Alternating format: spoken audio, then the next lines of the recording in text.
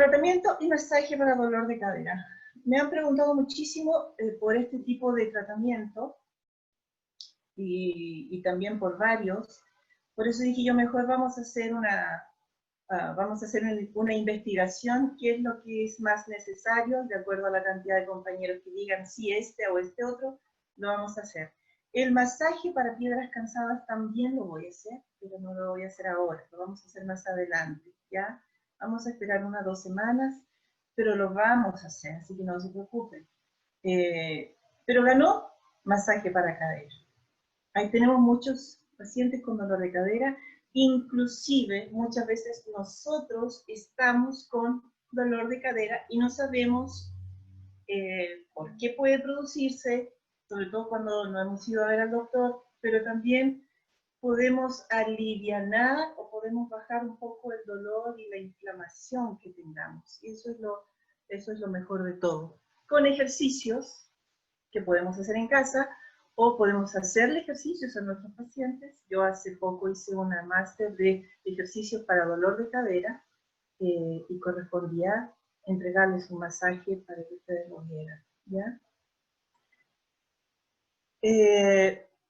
Dolor de cadera. Cuando nosotros hablamos de dolor de cadera, hablamos a cualquier dolor que se presente en la cadera, en la zona del hueso, o alrededor de la articulación de la cadera, ¿ya? Y muchas veces un tipo de trauma específico me puede causar un dolor de cadera.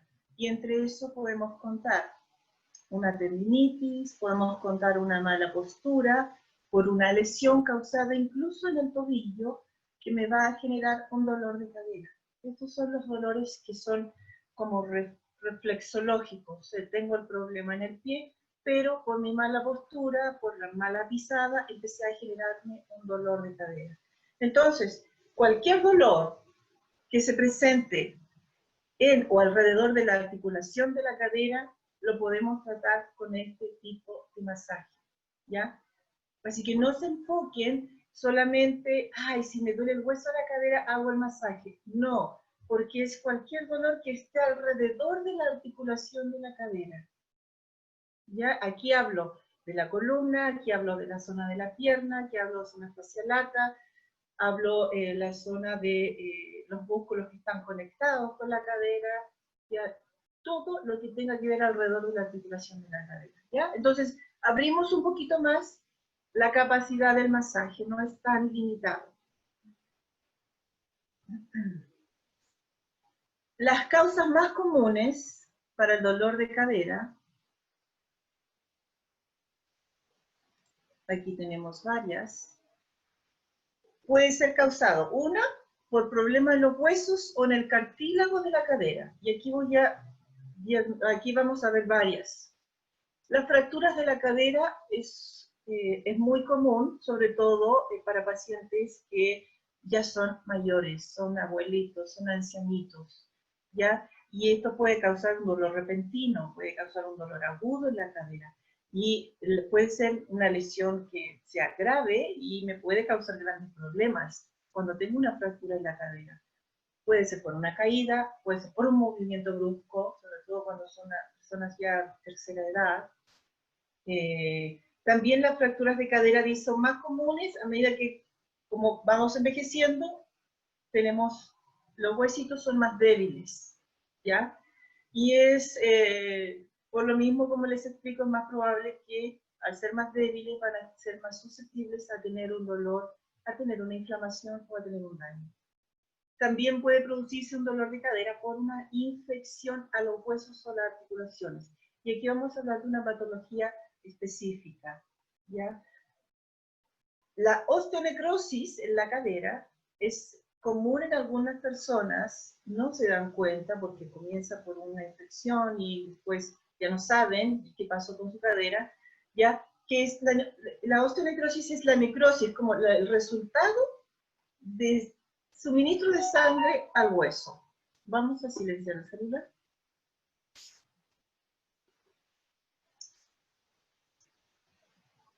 Entonces, también me puede causar un dolor, y un dolor bastante fuerte, ¿ya? Bastante fuerte. ¿Cuándo descubro que tengo osteonecrosis? Primero, cuando siento que el dolor es demasiado agudo, voy a ir al médico sí o sí, porque por un dolor de cadera tengo, si veo que algo no está bien, tengo que ir al médico. ¿Ya? Y por lo general, con todos los exámenes, ecografías, radiografías, se dan cuenta que puede haber un problema ahí en el hueso, que ya es una falta de oxigenación, como una falta de flujo sanguíneo que llega al hueso. Y se pone en estado de necrosis. La otra es por artritis, que es muy probable que tengamos algún paciente con artritis, ¿ya? Cuando es artritis, por lo general, se siente más en la parte delantera del muslo y de la ingle. O sea, si yo me pongo de pie, va a ser en esta parte, por delante, ¿ya? Aquí en el muslo y la zona de la ingle. Ahí es donde más molesta, ahí es donde más duele.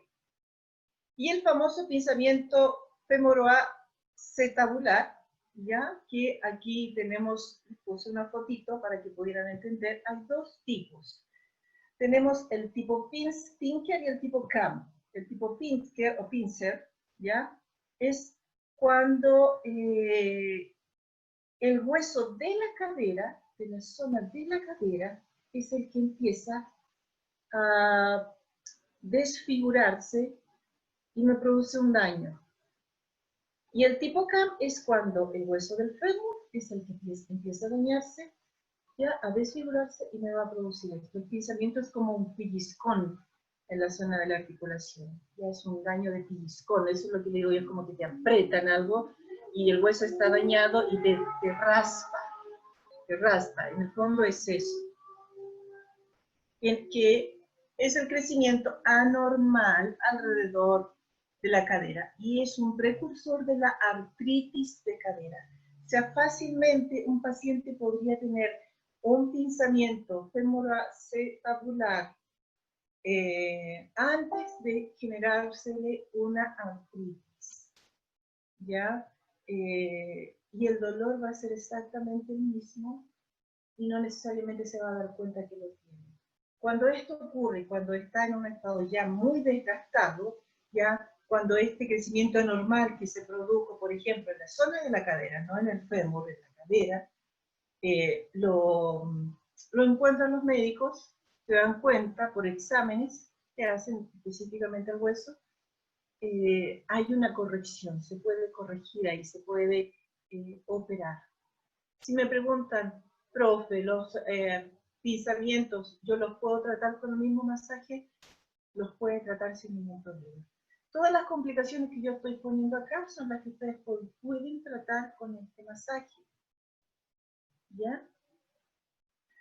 Después tenemos, bueno, la famosa artrosis de cadera, y ya sabemos que es la artrosis de cadera, que es ese desgaste, sobre todo en esa esponjita que tenemos en cada hueso, esa zona que nos protege, ese desgaste que hace que al final se raspe hueso con hueso.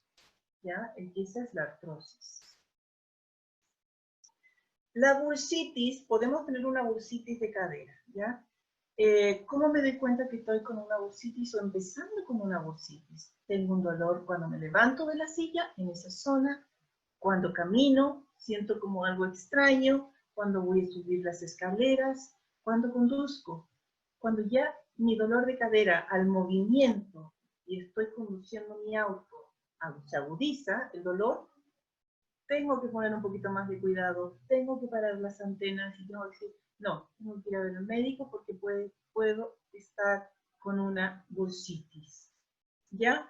Y la bursitis es la inflamación de ese saquito, que es la bursa, que es lo que me protege, ¿ya? Se inflama, ¿ya? Crece más de lo normal. Y eso me va a producir un daño, ¿por qué? Porque va a dañar el músculo, va a ejercer presión en el músculo, va a ejercer presión en el nervio, me va a producir incluso dormimiento en la pierna también. Aquí les puse un dibujito de una bursa que está inflamada. ¿Se fijan cómo ha dañado la zona del músculo? Muchísimo, muchísimo. Aquí estamos con el músculo y aquí estamos con el hueso que se extiende. Y distensión en los músculos isquiotibiales me puede causar un dolor de cadera. Cuando los músculos isquiotibiales están dañados, están con esa distensión, ya me va a producir un dolor de cadera. Si tengo distensión muscular en el flexor de la cadera, también me puede producir un dolor. O sea, no solamente, si nos damos cuenta, vamos a tener un dolor de cadera por articulación. También tenemos dolor de cadera por contractura muscular, por daño en el músculo, por agotamiento muscular, ¿ya? Aquí vamos a trabajar, les voy a mostrar los músculos que vamos a trabajar en el masaje, y son los músculos que si se dañan me pueden producir una inflamación o un dolor en la zona de la cadera. Primero es el psoas ilíaco, ya, que es un músculo, es muy potente y es un músculo que ayuda muchísimo a la flexión. Algunos de los movimientos de este músculo ya son importantísimos, y aquí tenemos la flexión de la cadera. ¿Ya? Aquí puedo tener aducción y anteversión pélvica con este músculo. Si este músculo se daña, si este músculo se contractura, me va a impedir que yo pueda tener movilización en la cadera, porque va a ser muy doloroso. Y me va a provocar una hiperlordosis lumbar, porque todo uno va de la mano con lo otro. Yo siempre cuando comento con mis colegas y mis alumnos y colegas, que son todos, estudiamos juntos a veces, siempre una patología, una enfermedad, un daño que nosotros pensamos que es muy chiquito, me puede causar un daño generalizado que puede ser muy grande. El torcerme el pie, el tener un pequeño daño en el pie me puede generar un desvío de cadera, porque empiezo a cambiar mi manera de caminar, empiezo a cambiar mi postura, ya me empiezo a encorvar y voy a ejercer otras presiones al cuerpo que no son necesarias. Entonces, cuando hablamos del psoas ilíaco, me va a producir un daño no solamente en la zona de la cadera, sino que también me va a producir un daño en la columna, fortísimo. Me va a producir un daño sobre todo con la postura. Cualquier daño que tengamos, donde sea en el cuerpo, me va a producir un daño postural, ¿ya? El músculo sartorio, ¿ya? Que de los músculos más largos y uniformes que tenemos en todo el cuerpo, es el sartorio. Y este me ayuda a a ser más flexible a la rotación externa y a la aducción, ¿ya? El músculo pectineo, que es uno de los músculos que trabajamos, por ejemplo, cuando hacemos fuerza, porque tiene mucha potencia, y este músculo tiene muchísimas funciones. No voy a poner todas las funciones porque lo que me interesa es que ese músculo sirve para la fuerza. Eso es lo que me interesa ahora. Nada más, ¿ya? Los geminos, que son los que están en los bordes del agujero obturador. Muchos de los ejercicios que se promueven como ejercicios abdominales trabajan realmente los flexores de la cadera más que de la absorción. Todos estos músculos que ayudan al fortalecimiento abdominal me ayudan al fortalecimiento muscular de cada zona que protege y que ayuda en mi cadera. Los abdominales, si ustedes me preguntan, ¿son importantes? Sí, importantísimos.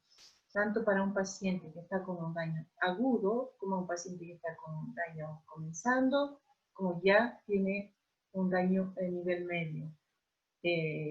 Por ejemplo, los casos de pacientes con artrosis necesitan hacer ejercicio abdominal. Ojo, pero el ejercicio abdominal de un paciente con artrosis es muy diferente a un ejercicio abdominal de un paciente normal que no tiene artrosis. Un paciente con hernia lumbar hace un ejercicio de otra manera a un paciente que no tiene hernia lumbar, ¿ya? Y lo vimos hace poco en una de las clases que hicimos la semana pasada de ejercicios posturales, que son los que voy a hacer cada mes. ¿Por qué es importante los ejercicios frente a una patología? porque yo necesito reafirmar musculatura, necesito enviar más oxigenación al músculo, necesito tener en actividad la articulación, porque me puede causar un daño, como en este caso, la patología que vamos a hacer nosotros hoy, que es el tratamiento para pacientes con dolor de cadera. Que si se fijan, cualquiera de estos músculos, si se daña, me puede producir un dolor de cadera. Acá los tenemos un poquito más separados. Aquí tenemos el psoas, que es el músculo del alma, que llamamos nosotros. Está conectado con las vértebras lumbares. El psoas está conectado directamente con la L5, L4. Ya hay una conexión directa ahí. Y la L4, L5 tiene una conexión con la zona de los riñones. Entonces, también estamos trabajando emociones. Los riñones, sabemos que ahí tenemos glándula suprarrenal y sabemos que ahí hay una conexión directa con las emociones que nos causan, que nos ayudan o, de parte negativa, nos convierten en personas con estrés, nos convierten en personas con estados de ansiedad, nos convierten a pacientes con crisis de pánico. Ya cuando algo falta ahí en un estado de estrés y esta glándula se desgasta, podemos tener un daño en el músculo del psoas. O viceversa, el psoas me puede generar un daño porque estoy enviando o no estoy enviando la señal que yo necesito.